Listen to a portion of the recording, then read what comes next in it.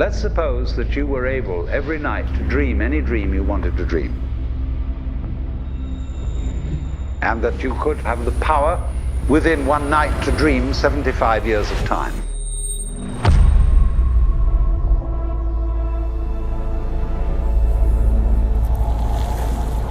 And you would naturally, as you began on this adventure of dreams, fulfill all your wishes. But now let's have a surprise. Let's have a dream which isn't under control.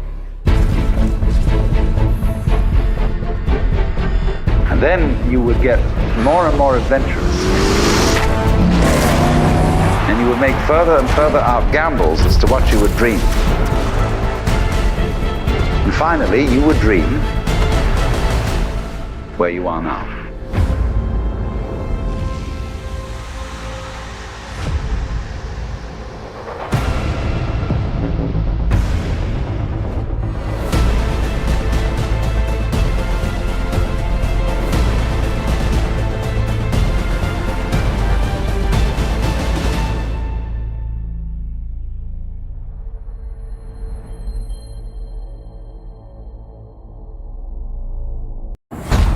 Microsoft is going to make a game console.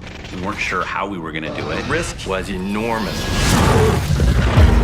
Microsoft was this dominant company of the era, but success or even survival was anything but preordained.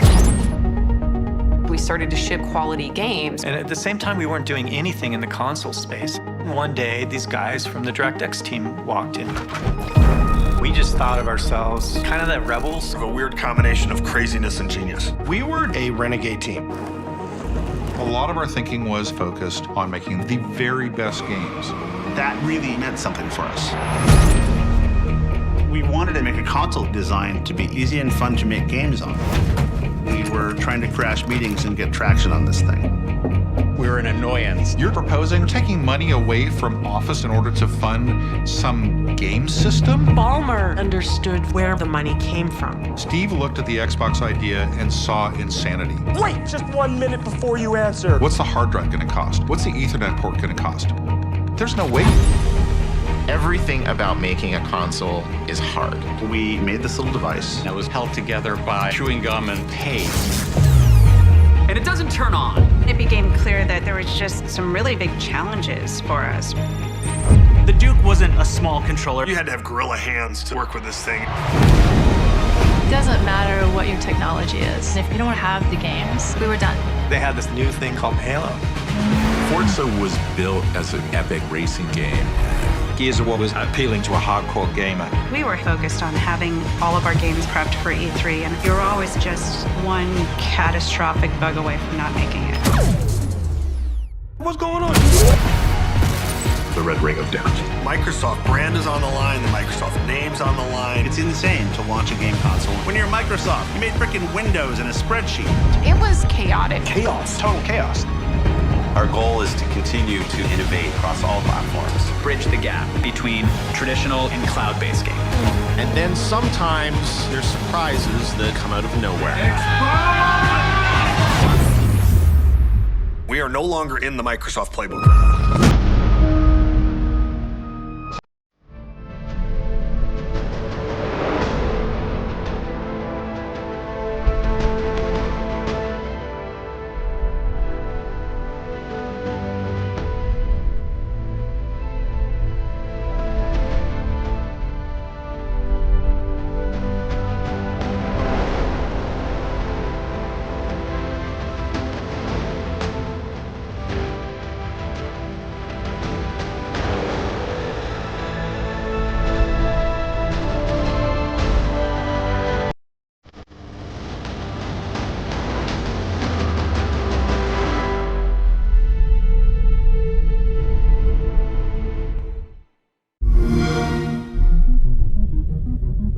When we think about the future of gaming, it's not just PC, it's not just console, it's not just mobile. It's really all of the above. Xbox is all about choice. We're investing in technology all throughout the game stack. We put the fan at the center of every decision we make. The games you want with the people you want on the devices that you want. And for us, that starts with our next generation console.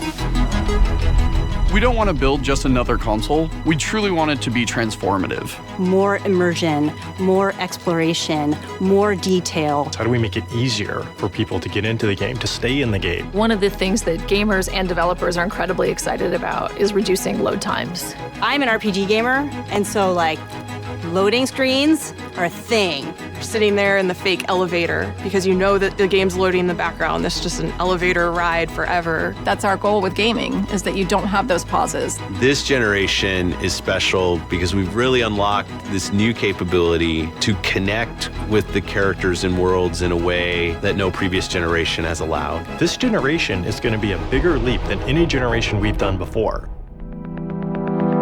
At the heart of our next generation console is our custom design processor, leveraging the latest Zen 2 and Navi technology from our partners at AMD. From a pure processing perspective, this is 4 times more powerful than the Xbox One X. We're leveraging high bandwidth GDDR6 to ensure that we're getting the best performance possible. It's going to usher in resolution and frame rates that we've never seen before. Like, never seen before. We're looking at frame rates up to 120 frames per second. 8K capability, variable refresh rate. Next-gen ray tracing. It's real time because it's hardware accelerated for the first time ever. What I'm personally most excited about is the SSD. We've created a new generation of SSDs. We're actually using the SSD as virtual RAM. We're seeing more than 40 times performance increases over the current generation. The combination of the SoC and the solid-state drive are really what gives you a totally new experience. Now we can take all of that power and apply it back into the scene, so we can actually generate more life in that world and bring it to the gamer in a seamless way. So that then you're fully experiencing what the game developer wants you to experience. When you can move through worlds without waiting for screens to load, that speed, that performance is what the next generation is about. This is the most immersive console experience ever. What we really want to do is give developers the power to build the game they've always envisioned. We have hundreds of people across both our first-party studios as well as our third-party studios working on those next-generation experiences today. There's an amazing commitment to content at Xbox Game Studios. There's 13 studios, 7 in the last year. That's a big family. At 343, for us, it's always about more seamless worlds. With the next generation, we can bring the world to life in a way we've never experienced Halo before. We're delivering 4 generations of content better than you've ever seen them before. This console is especially awesome for Game Pass members. With the faster load times, you're going to be able to experience all the games within just a snap of your fingers.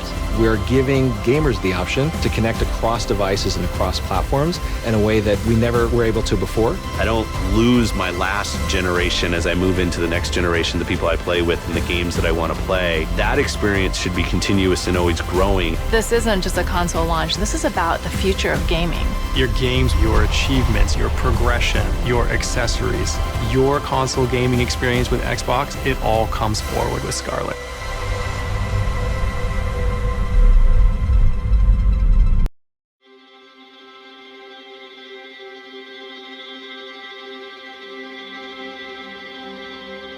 Two years ago, when we started on this journey, you told us you wanted certain things from us. You wanted power, you wanted community, you wanted choice. This product that we're announcing today is absolutely the culmination of all of your feedback and something that we think will truly move Xbox forward. When we think about the future of Xbox, we think about removing barriers. For me and for the fans and for the developers, Xbox has always meant innovation and the latest technology, and delivering the world's most powerful console is something we absolutely want to do. This is the console that developers asked us to build. They wanted a console that had no boundaries, had no limitations. And that technology component to us is what we really need to make our vision and our art come alive. When I saw the specs of this thing, I'm like, wow, I got through to they're really going for it. They're not holding anything back. So we gave the SoC 6 teraflops of computing capability to be able to handle 4K resolutions. Gamers are going to get the most powerful graphics processor that's been put into a game console to date. It's going to make developers happy, it's going to make gamers happy because they're going to get a very powerful GPU out of it. The highest res, the best frame rate, no compromises. You get 4K gaming, true 4K resolution. I can't wait to see what developers actually do with all that horsepower in the box. We can render at 60 hertz. We can render fully uncompressed pixels, even more real, more vibrant. It's amazing. And what we're able to do now is bring that to the console player. My job as a game maker is about immersion. It's about to put you into an experience and let you live that experience. The richer and more accurate those visuals are, the more immersive it is. And if we can get a lot more performance, and I mean a lot more, like with this, we get to much greater and better game experiences as a result. We're moving Fallout 4 to VR, and to have a console that can support that at the resolution and speed that we really want, I think it's going to be magical. This console is 100% for you guys. We read the articles, we read the reviews. It's the We Heard You console. So that doesn't mean that we are leaving the original Xbox One behind. Every single thing that we've done for Xbox One will continue to work. We add to the capabilities of the Xbox One and the Xbox One family without forcing gamers to abandon all the games in the community that they love so much. These two systems are part of the same family. The games will work on both. The accessories work on both. But the box we're building is incredible. It's going to have 8 CPU cores, over 320 gigabytes per second of memory bandwidth, 6 teraflops of GPU power. It's a monster.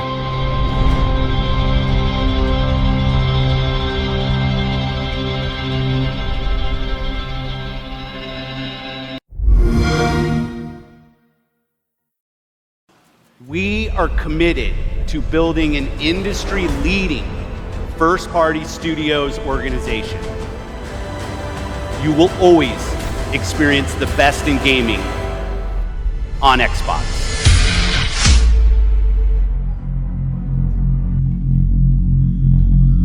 In the entire history of our industry, gaming is now at its most vibrant.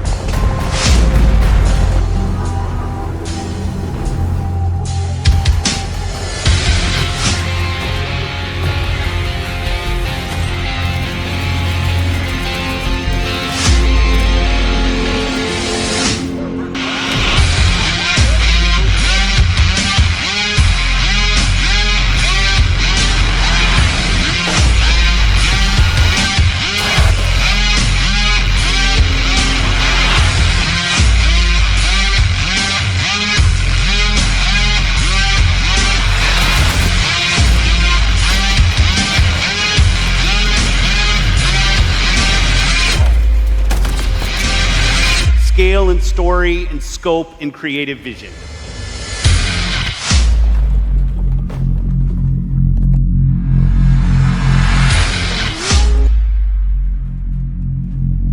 Where can we take gaming next?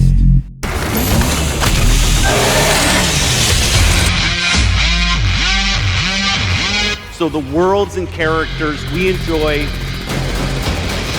will be even more rich and more immersive.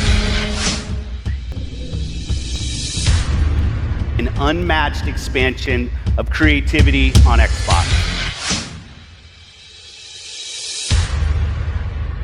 Thousands of Xbox games are in development for you right now.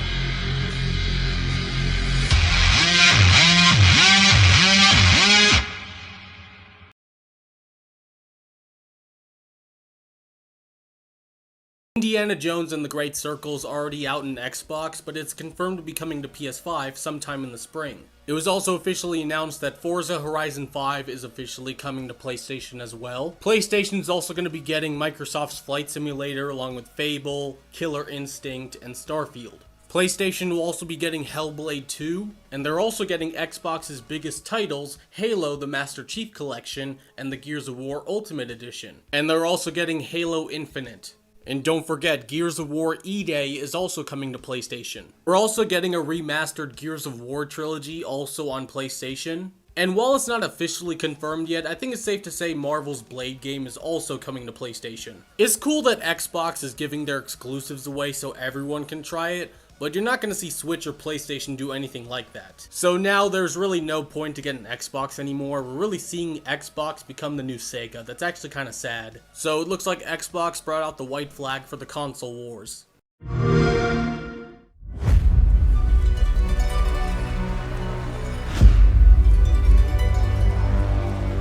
We find ourselves now at the beginning. Before leaving our place of comfort. Before being tried and tested. We can feel it.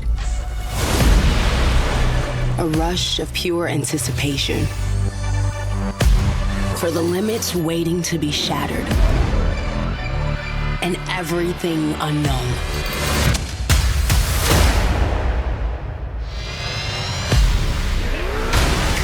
Sometimes we won't have a goal at all. We'll move forward in ways unexpected. To lose ourselves in new stories.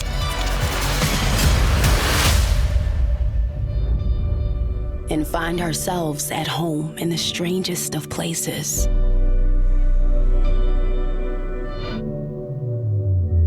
Here we are. At the beginning once again.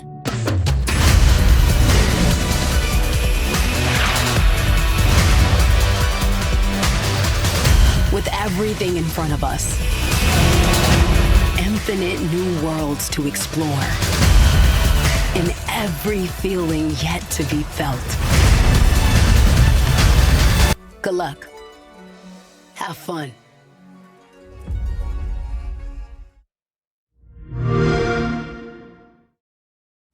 The battle to control the entertainment pipe into your living room just got a bit more interesting. Microsoft's Xbox announcing some landmark news today as it moves into the media business. It's time for a new generation of Xbox! And now, Microsoft wants to appeal to more than just gamers. It can also control your TV and cable box and everything from your movies to video conferencing on Skype to doing all kinds of things. Casual gaming, television, social, music, and video. The game console will transform into a next-generation entertainment hub for both gamers and non-gamers alike. What if I told you that going forward, our competition is not going to be Sony and Nintendo, but television and media? Oh, God. There's a new contender in the video game wars. Xbox is going to be the future. Truly the future of video games. Xbox. Taking over the living room. Limitless, connected digital entertainment. You guys never understood. The company is going to face fierce competition. Sniper! It's a ticking time bomb. Makes me very nervous to actually play this for you. Xbox getting a major overhaul. A bold vision for the future of gaming. Xbox!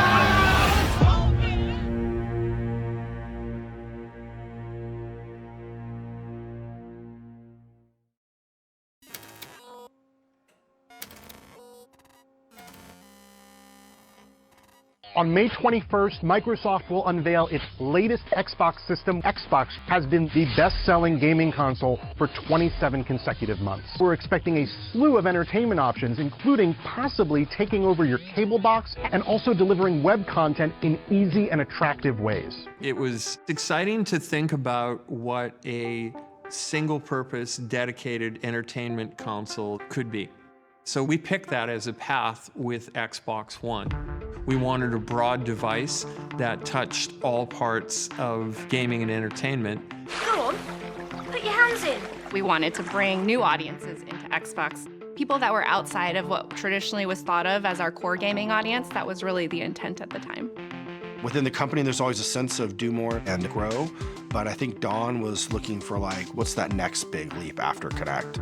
And I think there was a sense that TV could be that thing. Microsoft's gaming platform is becoming a true entertainment hub. It just announced that for the first time, people are using the Xbox more for entertainment, TV, movies, and music, than for playing video games. Having our team think not only about gaming, but television, movies, stories that lived inside our gaming community was something that I believed in. Okay, this is an interesting idea. Microsoft's going to get behind linear entertainment as well.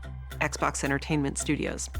The idea was to take Xbox, the brand, from gaming to Xbox, the brand, as entertainment.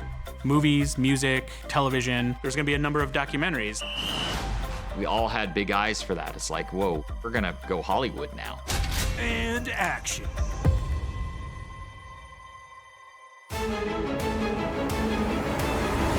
After years in development, Microsoft's next-generation console was finally ready to be unveiled at a media event codenamed Newcastle. Coming off the success of the Xbox 360, expectations were through the roof. Good morning, everyone. On behalf of the entire team, we're thrilled to unveil the ultimate all-in-one home entertainment system. We did a stream from around the world and invited a bunch of media and influencers up to watch. We gathered everybody into the conference room. We have it streaming on our television. We're all really excited.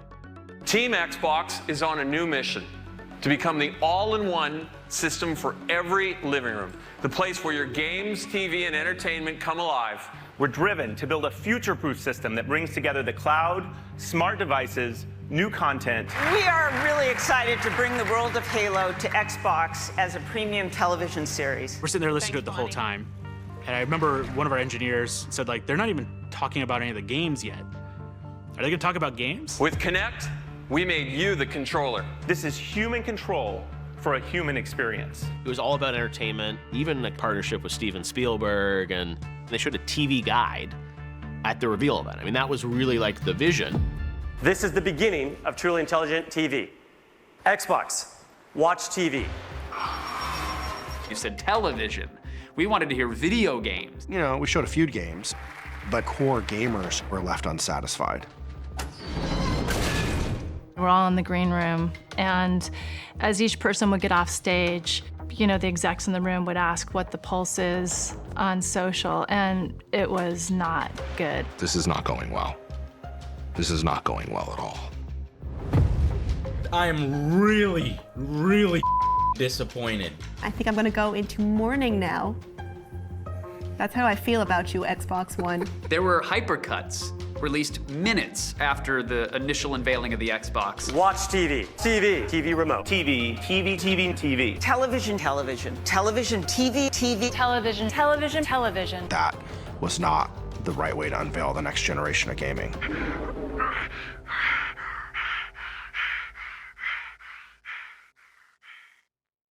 Wow. That was the worst gaming event that I've ever watched, ever. Probably could have done a better job of reassuring people that we were committed to excellence in gaming. The response was so negative, and that was when I knew our lack of focus was going to hurt us with our core audience. I can't even start. The Newcastle reveal really was about showcasing the entertainment proposition that was going to come with the Xbox One. We knew that E3 coming up in a few weeks was about games. We'll talk about all games when we get to E3. In hindsight, definitely not the right decision. You don't tell console gamers to tune into something and then not show them the games. The next evolution of gaming is a voice remote control for your television. The Xbox One reveal had obviously underwhelmed fans, but Microsoft saw an opportunity to right the ship just 3 weeks later, on the game industry's biggest stage. This is an exciting day for our teams. And as we've been promising, it's all about the games. We're excited to share with you a stunning lineup of world premiere gameplay and announcements. The ball's in Microsoft's court, and they come out and they show some games. And then right at the end of their press conference, I remember looking up at the teleprompter. Xbox One will launch this November in 21 markets around the world at $499 in the US. $499. At the time, the ideal price point was $399. Anything that over $399, you're in for a real struggle.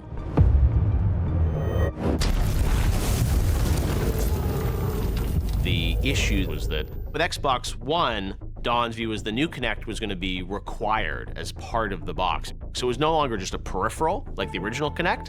Now you were going to be forced to buy one. This is a terrible mistake. A huge mistake. It definitely caused a disconnect. Why are you charging me more money? I don't want this. Kinect had so much promise. It just wasn't ever going to be a thing that hardcore gamers wanted. Especially when it upped the price by $100.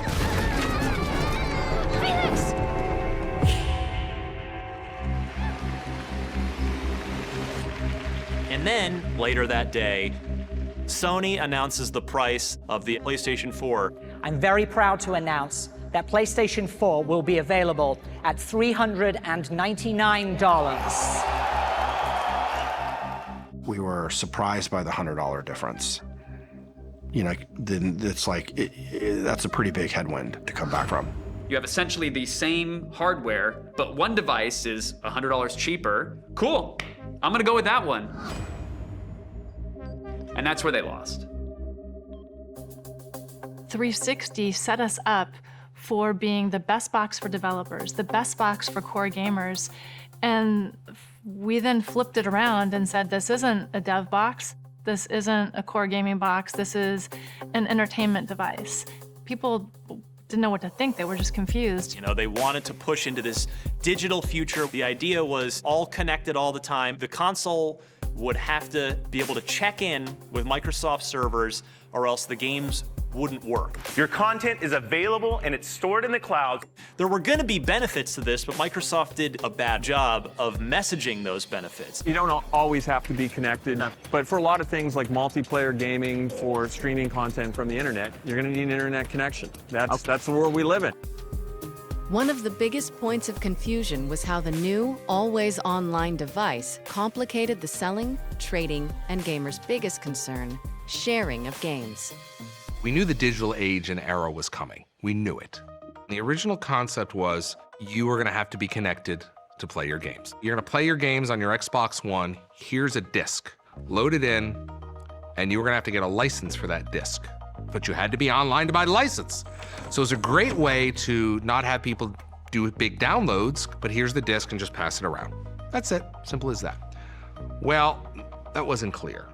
Seems like every single outlet got a slightly different statement on used games. Yep. You can't share games between friends. You don't own the game you're buying. Yeah. Don't pretend like you own this thing that you just paid for. And then stuff got really ugly. Sony came out, guns blazing, with the immediate response to the Xbox One. This is how you share your games on PS4.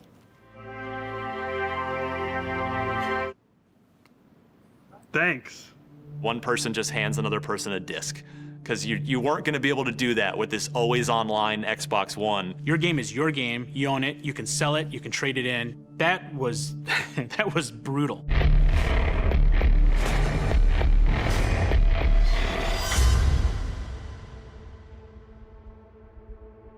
As a team, you've got to take some bets on things that you believe in and put that thing out.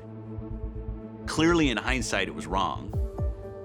People didn't want to spend $499 for a box to plug into their television to watch TV. They weren't wrong. Microsoft wasn't wrong that gamers wanted and expected more from their consoles. Absolutely. In fact, it was Microsoft's fault, if anything. They were too far ahead of where their users thought they should be.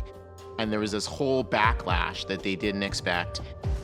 In 2013, the world wasn't ready for it. We got pushback from consumers, for some journalists, questioning whether we'd made the right choice as a company. It was a valid criticism, but it was a very binary choice, and we chose to bet on online. It was a dark, dark, dark, dark moment for us, and very, very, very painful.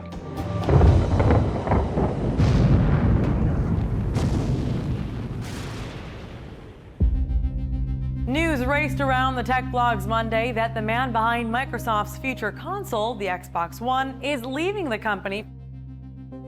I wish that I would have had an opportunity to stay to execute on the vision and the capabilities that the team had created. But I ended up in the summertime announcing that I was going to be leaving. I just remember getting an email from Steve Ballmer that essentially said, Don Mattrick has left. I think we all just sort of looked at each other and were like, okay, so what happens now? There was no fear, no failure. But the rules have changed.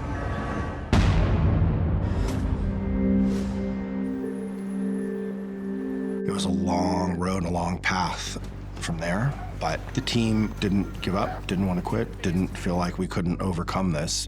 And we still had to come out and deliver the console. Well, it's here. Xbox One, finally on sale. We had a lineup of people at the launch event. People were excited about it. We had kind of an early signal that maybe things are okay. The NPD Group has revealed that Xbox One led console sales in December, and with its $500 price point, the Xbox One led annual hardware sales on a dollars basis. But by April, we were outsold 6 or 7 to 1 in the market, maybe 8 to 1.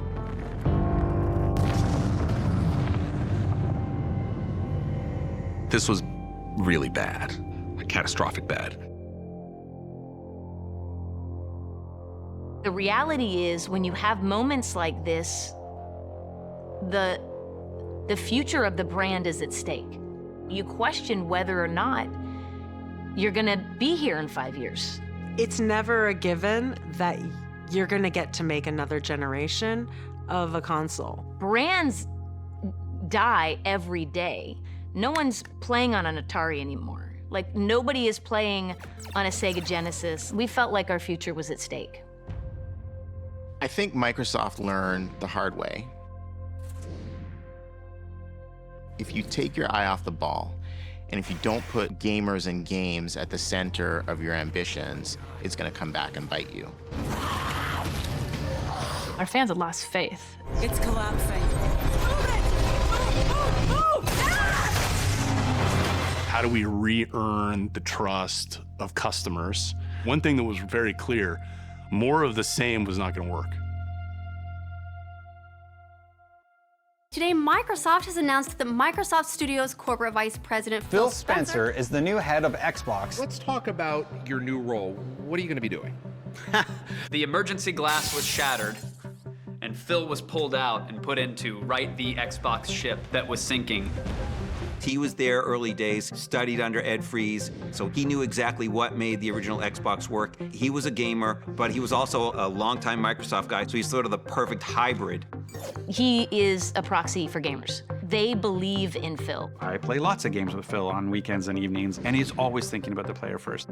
Having someone lead the platform who comes from that place. It was a big turning point for us. We needed somebody that could lead us, that we trusted. We cared about the team. I had no training in running a team of that size, or the platform team, or the hardware team. So I knew that it would be a challenge. One of the things that was really hard about the Xbox One launch was Phil had more than a broken business. He had a broken culture. There were people who would literally come up to me in tears. Who had killed themselves to try to get a product into market. The product did not make gamers happy. So I knew we had to get the team on board. We have to believe in why we're here. The first thing that Phil did was he went after culture. I wanted to try to continue to see Xbox be an important brand in gaming, but it's not just about me.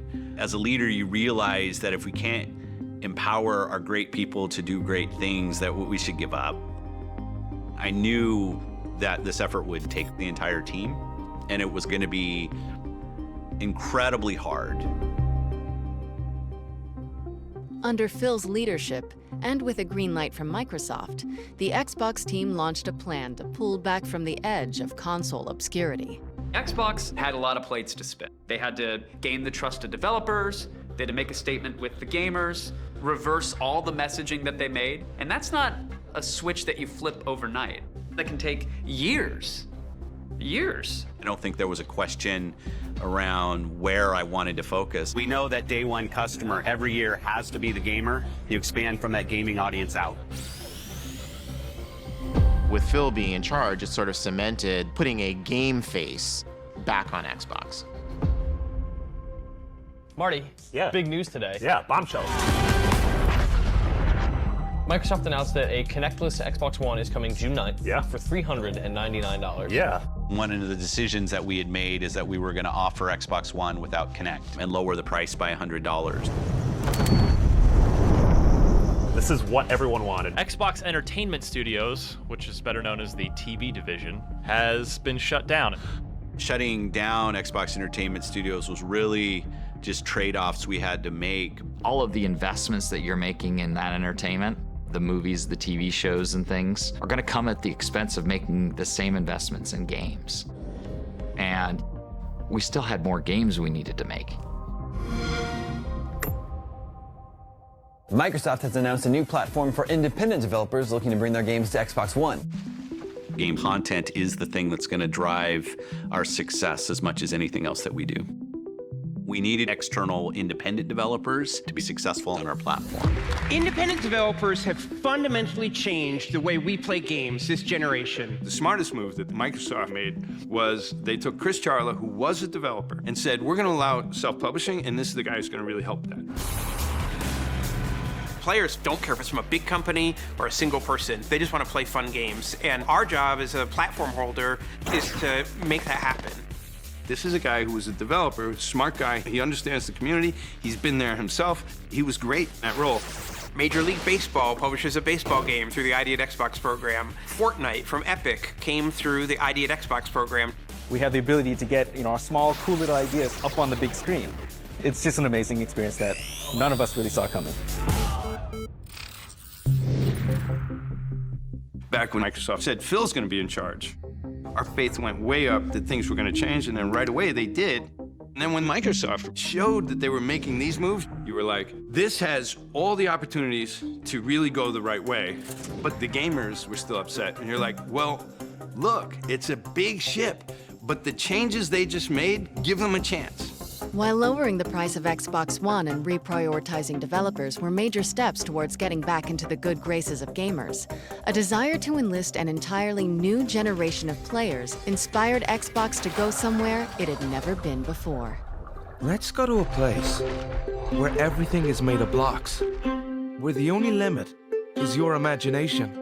The team said, how many kids have their first experience with any video game with mom or dad's cell phone in the back seat playing Minecraft? The company best known for Windows and word processors will pay $2.5 billion for Swedish game developer Mojang. That is the company behind the wildly successful, ever-popular Minecraft game. No, they're gonna mess it up!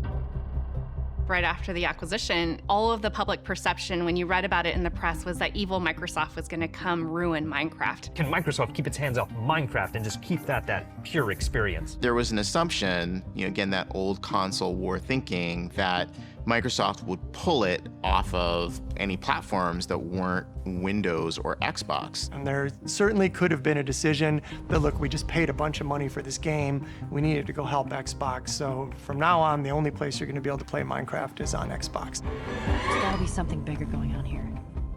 But I'm grateful that Phil Spencer understood that what we had was a cultural phenomenon, and what we had acquired almost as much as a game was the community that came with it. Go Red The world is changing, and the idea that limiting the places where people can experience your games is not always right. Whether you're playing on an Xbox, PlayStation, an Android, iOS device, our goal is to continue to evolve and innovate with Minecraft across all those platforms. The decision to make Minecraft accessible across all platforms surprised the industry. But Xbox had something on the horizon that would upend it. Wondering what's going on, eh? Wonderful. Let's get started. With all of the things that we're trying to go do, creating Game Pass was a decision that was going to be disruptive to the industry. Oh, hey! Game Pass was the first service where you'd have access to a library of games and you could download and play the games in their full fidelity locally. We heard from people who said buying multiple $70 games is actually just economically not possible. And people wanted to play across devices. With Game Pass, you now have a shared library with your friends. And you can just decide to say, hey, let's go jump on and play this. What we learned as part of it was kind of not necessarily something we do at the beginning, but became this part of the journey, is it also created enormous value for publishers. Developers that might not have had the front row or front seat, they're in there, and they're on the same level as Halo. You know, when you're building a game, if you're not a known IP, it's really easy to get lost. The biggest thing about Game Pass is the amount of players. I can put a game into Game Pass and 10 million players can show up the next day who might not have decided to plunk down $60 for my game. It lowers the barrier to entry. It makes it easier for you to experiment and choose. The people that subscribe actually play more games. It's just like flick, flick, flick. Oh yeah, I'll play this one for a while. And now you see other companies considering and moving in faster to the Game Pass model. Game Pass is probably the future of how we distribute games.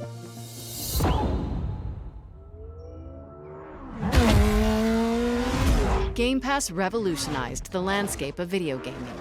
But in order to get the most out of the tsunami of new content they were providing, Xbox knew it was time to up the ante.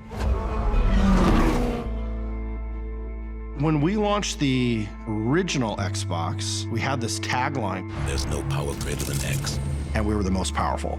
And we owned that. That's what our gamers expected from us. That's what we had delivered early on. We were always the most powerful console. And we lost that with Xbox One. As we thought about broadening what the Xbox One did, we had sort of lost sight of, first and foremost, this is a gaming machine. The PlayStation 4 was a technically superior experience. You know, one friend tells his friends, hey, it's better on PlayStation 4, you should play it over there, and that just spreads. You know, if we were a car company, we always made the fastest car, and that's what our brand was. But for us to get back to what we were always about, we needed a console that would be more powerful than any other console. It was about reclaiming the horsepower narrative. So Phil delivered Project Scorpio, which they called the Xbox One X. We went back to our roots of being the most powerful console ever built. More power, more pixels, more frame rate. It was all about core gaming goodness. True 4K gaming. They engineered the world's most powerful console. They win back a lot of gamer trust with that. This monster was almost like the rebirth of the Xbox brand. To continue to make sure there is no power greater than X as we thought about the future. The most powerful console is a thing of beauty. I think the big thing for me is just games. How do we deliver the best games to people? Get the games that our players love. We said, you know, content is critical. And one of the best ways to get the best games is to invest in studios. That's what we like to see. But making games is hard, it's complicated. It's about, hey, can a group of people actually effectively create something together? We have to be really thoughtful and mindful about respecting the culture and the heritage of the studio, but also infusing, you know, kind of the power of Microsoft. There's no magic formula for that. You know, I think that's more of an art than a science. One of the biggest missteps that we learned from in the past was Lionhead. We had already published Fable 1, and it was a hit. People loved it. The beauty of that game, it was basically like a moving stained glass window. People wanted more, and so we bought Lionhead. Those were good years. The game was great. Just everything came together. But after Fable 2, Connect came along, and the Fable Connect marriage just never really took. And then Fable Journey was a passion project for a lot of people, but I think it deviated pretty significantly from the pillars of what made Fable 1 and 2 so popular. There's some very, very sad news coming out of Microsoft today. So they're shutting down Fable developer Lionhead Studios. We acquired Lionhead in 2006, shut it down in 2016. A couple years later, we reflected back on that experience. What did we learn? How do we not repeat our same mistakes? You acquire a studio for what they're great at now, and your job is to help them accelerate how they do what they do, not them accelerate what you do. I wish Lionhead were still a viable studio. It is only when you fall that you learn whether you can fly. When we launched Xbox One X in 2017, we knew studio acquisitions were going to be huge for us. The studios we had were creating amazing games, but we wanted to have more. And the challenges that we went through with Lionhead taught us what to do this time. Welcome to E3 2018. So with the many failures of the Xbox One, they're a distant second to Sony. But to their credit, they had been doing everything right. The potential is there at E3 2018 to regain that foothold in the upcoming next generation. We know that exclusive games from our Microsoft studios are what originally turned so many of us into Xbox fans. The first and greatest instance of us showcasing what we do for players is what we do with our studios. Phil, he took out the credit card, went on a shopping spree, bought some amazing companies, started promising games. I'm excited to welcome Undead Labs to Microsoft Studios. It doesn't matter what your technology is. If you don't have the games, we were done. Content is king. Ninja Theory, Compulsion Games, a brand new Microsoft studio. The Initiative, Playground Games. Yesterday was a huge moment. You brought not one, not two, not three, not four, but 5 new studios. The acquisitions kept coming at a blistering pace. We'll be acquiring In Exile Entertainment, Obsidian Entertainment. We doubled the number of internal studios to 15 internal studios and made a big group of acquisitions. Double Fine Productions. Buying all those studios, Microsoft focused back on the hardcore gamer. We're highlighting 60 games for you. 14 games from Xbox Game Studios and over 30 games premiering in Xbox Game Pass. Let's jump in. This volley of acquisitions created one of the largest, most diverse catalogs in the industry. But Microsoft had its eye on one more target, and it was a big one.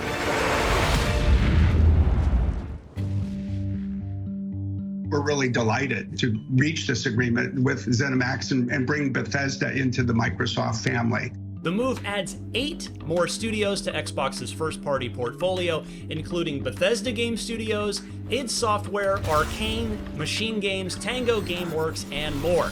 What you really see us doing is broadening the opportunity for people to participate in what is one of the world's greatest entertainment and leisure time activities. It's a game changer because it's bigger than anything else we've ever done in gaming. It's the 3rd largest acquisition in Microsoft's history, which still blows my mind. And so now more than ever, our commitment to games is absolute.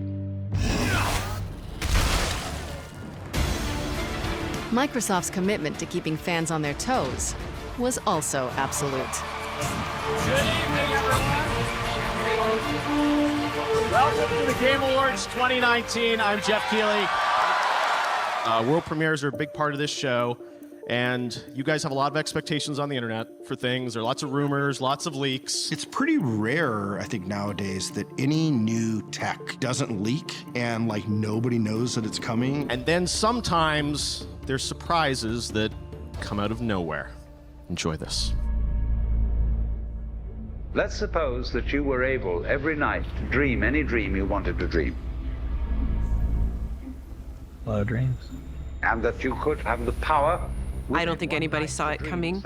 It was something completely unexpected.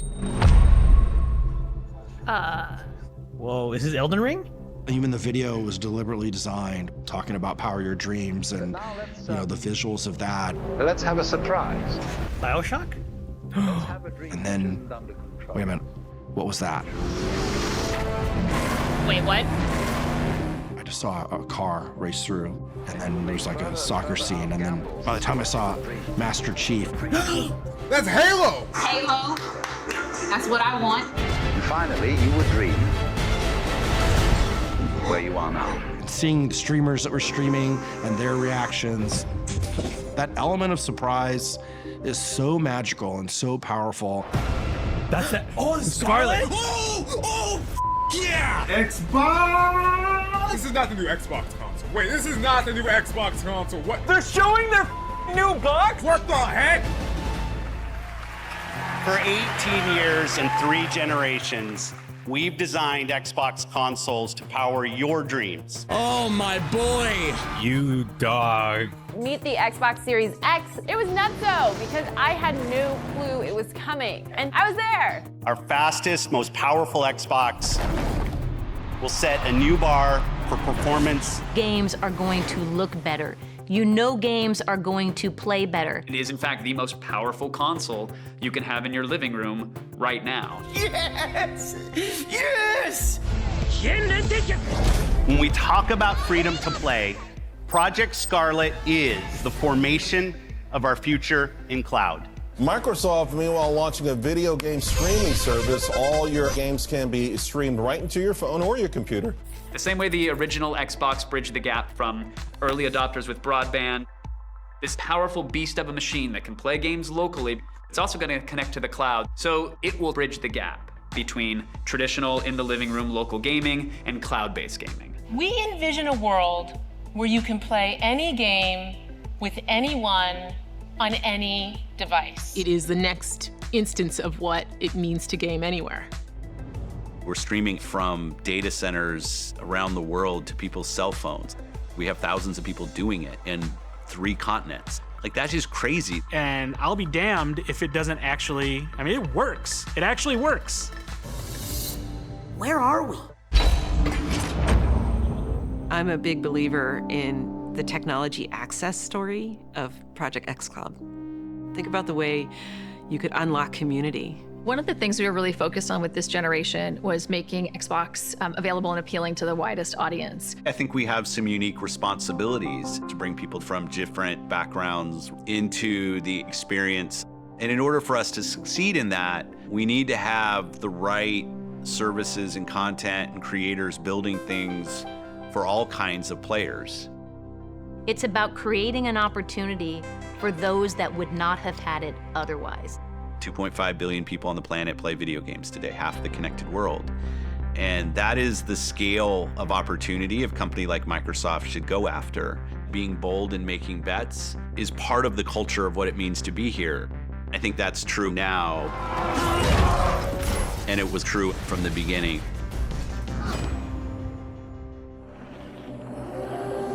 Where are we going? Back to where it all began. And we had some guys at Microsoft came and said, we should do a console. A Microsoft console? It's insane to launch a game console. When you're Microsoft, you made frickin' Windows and a spreadsheet. Bill Gates took a bet on us.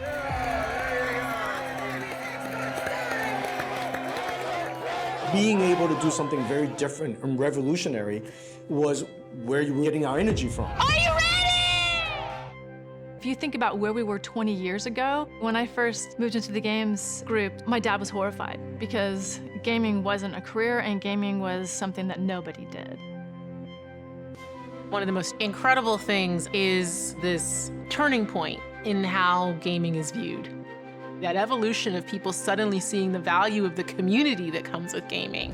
There's a fundamental change to the way we think about human interaction. There he is. We can have deep, meaningful relationships with people the world away that we've never met in person. 11 years of playing together. 11 years. We finally see each other.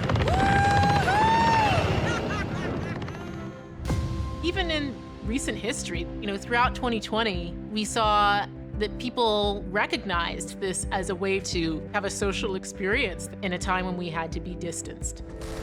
The pandemic got people to rethink how they think about video games. Children can sit and play Minecraft with friends and build and create something and connect. And at the core, that's what Xbox is about. As Xbox continues to grow, I think it's going to continue to shape the future of the gaming community. It goes beyond how many units they sold. It goes beyond which generation they won or were dominant in. I think a company like Microsoft, we should stand for something more than just what place we're in. And I want Xbox to be around forever. And I want to be able to look back on it and say, we really use this opportunity to shape culture. So I'm announcing the Xbox, the future of console gaming, a whole new platform that all of you are going to take in directions that we can't even imagine. And the empowerment that comes out of this is going to be amazing. The power of X.